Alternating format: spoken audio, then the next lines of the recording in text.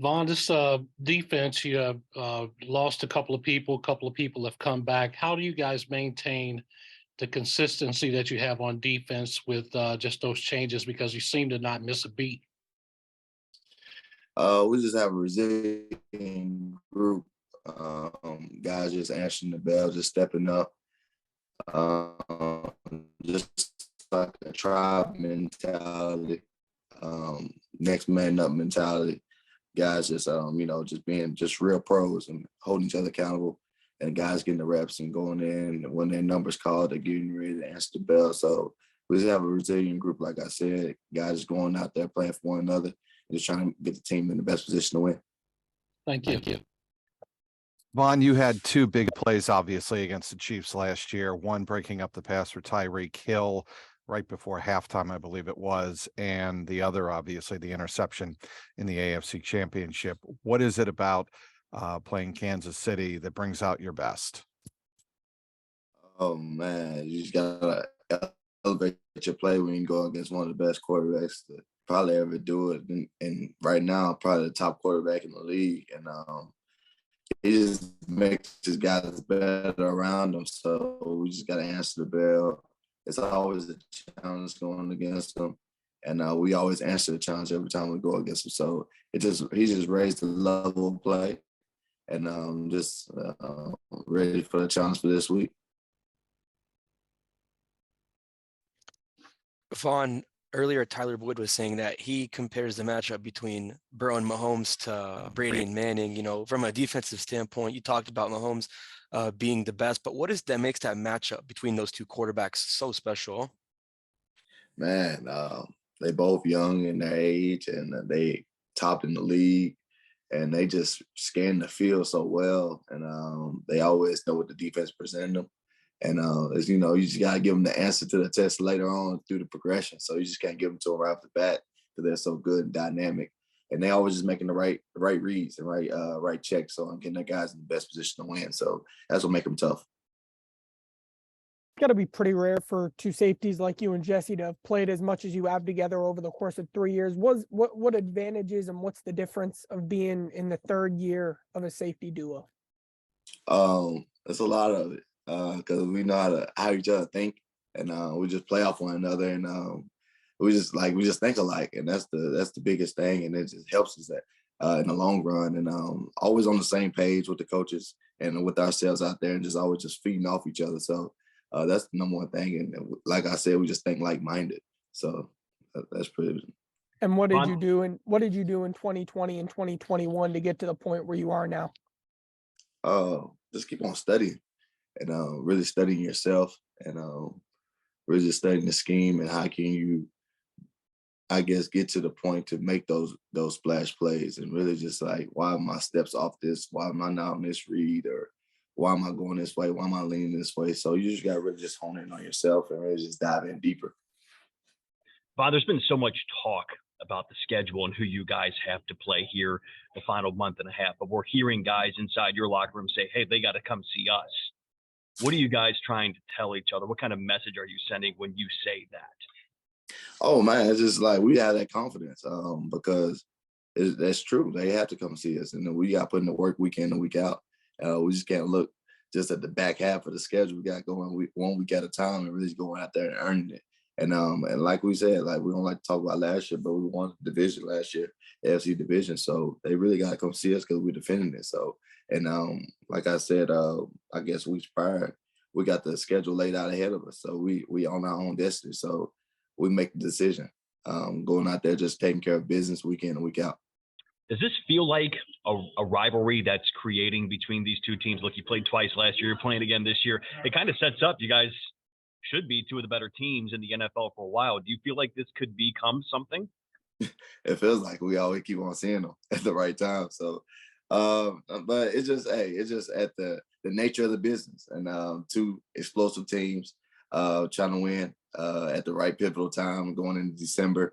And that's where the ball games are won and seasons are won and lost. So we always see them at the right time. So it feels that way, but we're gonna see with years coming ahead. So we're excited for the challenge this week for sure. What do you think of Mike Hilton's tackling abilities? And I got a quick follow up. Hey Mike, man, you send him his number call, man. He gonna make it. He gonna answer the bell every time. Mike is a special player, man. He just had a knack and feel for the game, and going out there shooting his gun and let him know where he stands. And hats off to him. He always bring it every week. So excited he's on my team for sure. You're picking the AFC Championship game. You know, your communication with Jesse, but there was also communication there with Mike too. I mean, as a slot corner, there's a lot of that going on too, right? With him and you. A little bit sometimes, yeah, in the call for sure. Hey, Vonn, talk about Cam Taylor-Britt, a rookie in the lineup. He continues to make sure tackles and just is playing his position very well. Oh man, like I said, answering the bell, showing up on weekend and week out basis, going up there, throwing his stuff in there in the pile. He's not afraid of nothing now. That's the great thing about him. He's a sure tackler. He's listening with open ears. He just keep on getting better. So we just keep on striving in that direction. Thank you. Vonn, what do you remember most about what was said at halftime by Lou and the coaches in the AFC Championship game? Oh man, that was right before we got to stop with Eli. That was a big stop by that, and we just felt the momentum just shifting, and so we just kept on saying we got to come out second half, get a 3 and out takeaway, and we just got to keep on chipping at it. So, and that's when I believe BJ got a pick, and so they're backed up. So we just kept on chipping away, just putting our offense in the best position to score. And just putting just field position anyway, just to get them on their side of the field, get them backed up. So we had to get off the field on third downs, and we just knew what it lied ahead going into that second half. Did Lou say anything to y'all, or was his demeanor or kind of the way he delivered anything differently than maybe he had earlier throughout the year or your game? Oh no, Lou always calm and cool, collected for sure. He's always calm. Vonn, you guys disguised things really well against the Chiefs and Mahomes last year. How important is that, and how hard is that against him?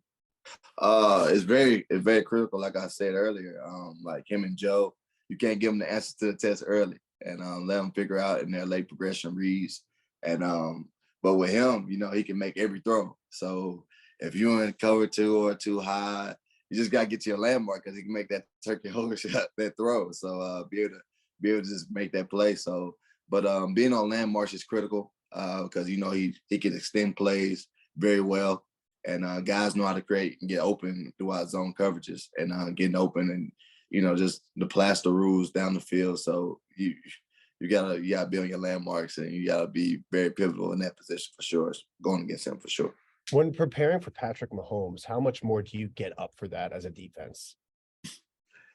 If you can't get up for any weekend we got in this business, you don't need to be here if you don't get excited. But just going against him, he's one of the best in the league, and what a challenge. And so it's hyping it up. So guys gonna be ready for sure.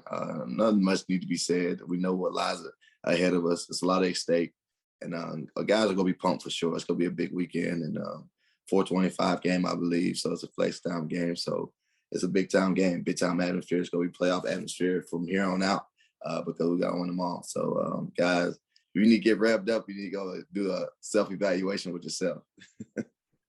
DJ Reader mentioned that he was a pretty big trash talker yesterday after the game. Can you give me a little insight into what DJ Reader, the trash talker, is, how he is? Oh, DJ gonna let you know where he at. Yeah.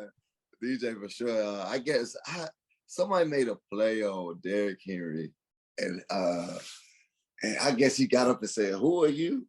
And DJ stepped up and was like, "You know who I am." I said, "I love it." I said, "You know who I am too."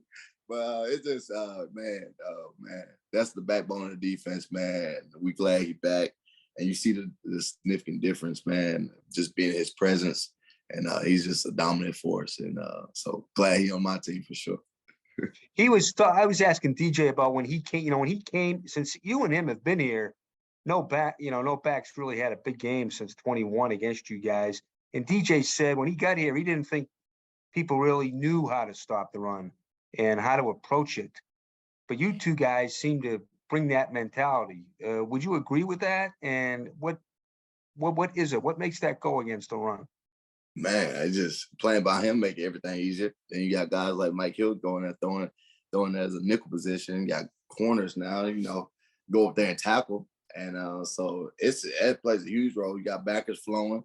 You got Louis P and Logan flowing, and you got a lot of guys that incorporate into it. It's just not us, man. It's a whole collective unit. And you just have that mentality, like we draw the line in the sand here, it's not going to be done. And guys just going up there, setting the edge, just going out, just flying around, just want to make plays for each other. So it's really a collective unit thing, and it's just a mentality. Thanks, man. Vonn, when you have the younger guys like Dax Hill and Cam going against someone like Mahomes, who seemingly can throw the ball from overhand to underhand to sideways, do you really have to get the message to them that he's never out of the realm of making the pass? I say you cover till you hear that whistle blow. Until that whistle blow, because it's real now. And it's just not the guy that you've been seeing on commercials. It's not the guy you've just been seeing on whatever you've been seeing when you was in college. And now you're going against him. And he's one of the best and tops of the league, and everything's on the line. So they'll be down in for sure. But this guy can make every throw, like I was saying. We just got to show him on film, make it real to him. And that's coming real soon and fast. So they'll be ready for sure. They're going to be ready to answer the bell. Thank you. What do you thought of the way Pratt's been playing recently? Oh, Louis P been going crazy. I love it, man. He been playing tops of the league, man, making a lot of tackle for losses, make plays on the ball, just flowing, just being him. And man, hats off to him. I just want to keep on growing, keep on going. Did you call him Louis P? Yeah, Louis P. He got a whole bunch of names. G, Louis P, GP. He got a lot of names.